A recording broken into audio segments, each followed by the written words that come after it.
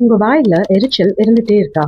ஆனா நீங்க மிரர்ல செக் பண்ணி பார்க்கும்போது, இல்ல உங்க வாய எக்ஸாமின் பண்ணி பார்க்கும்போது, உங்களுக்கு எந்த அல்சரோ இல்ல சோர்னஸோ இல்லையா?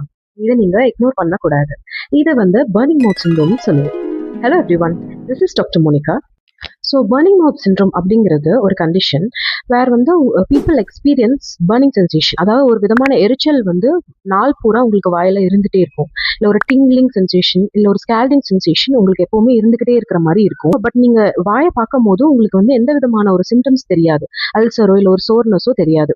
நாக்குல வந்து ரொம்ப எரிச்சல் வந்து இருக்கிற மாதிரி நீங்க ஃபீல் பண்ணலாம்.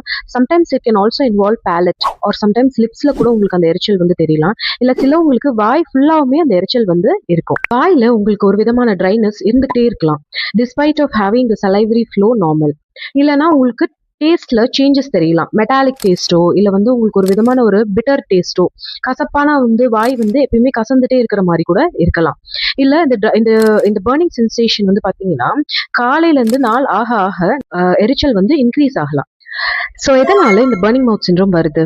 What causes this burning mouth syndrome? Sometimes நம்ம உடம்புல வைட்டமின் டெஃபிஷியன்சி இருந்தாலோ இல்ல ஹார்மோனல் சேஞ்சஸ், அதாவது விமனுக்கு பாத்தீங்கன்னா ஹார்மோனல் இம்பேலன்சஸ் இருக்கும், இல்ல ஹார்மோன்ஸ் வந்து ஃபிளக்சுவேட் ஆகும், இல்ல ஹார்மோன்ஸ் சேஞ்ச் ஆகிறதுனால கூட உங்களுக்கு இந்த மாதிரி ஒரு வாயில வந்து ஒரு எரிச்சல் வந்து தன்மை வந்து இருக்கலாம். நர்வ் ரிலேட்டட் ப்ராப்ளம்ஸ் இருந்தாலும் இந்த மாதிரி பர்னிங் மவுத் சிண்ட்ரோமா அது வந்து உங்களுக்கு தெரியலாம். இதுக்கு செல்ஃப் மெடிகேஷன் நீங்க பண்ணக்கூடாது. சர்டன் மெடிகேஷன்ஸ் நீங்க வந்து சில மாத்திரைகள்னால நீங்க எடுக்கிற வந்து சில மெடிகேஷன்னால கூட இந்த வாய் எரிச்சல் வந்து உங்களுக்கு வரலாம்.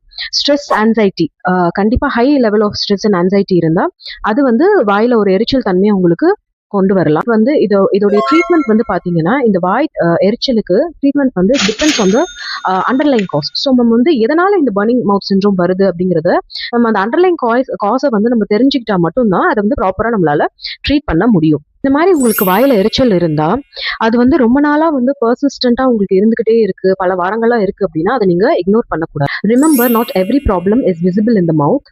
சம்டைம்ஸ் உங்களுக்கு இந்த மாதிரி வந்து வாயில எரிச்சலோ இல்ல பர்னிங் மவுத் சிண்ட்ரோமோ இருந்தா ப்ளீஸ் நீங்க வந்து book an appointment with dentist or an oral medicine specialist to identify the underlying cause and get a proper guidance and treatment done. சரிங்களா? ஏன்னா persistent burning sensation needs a proper diagnosis. Thank you.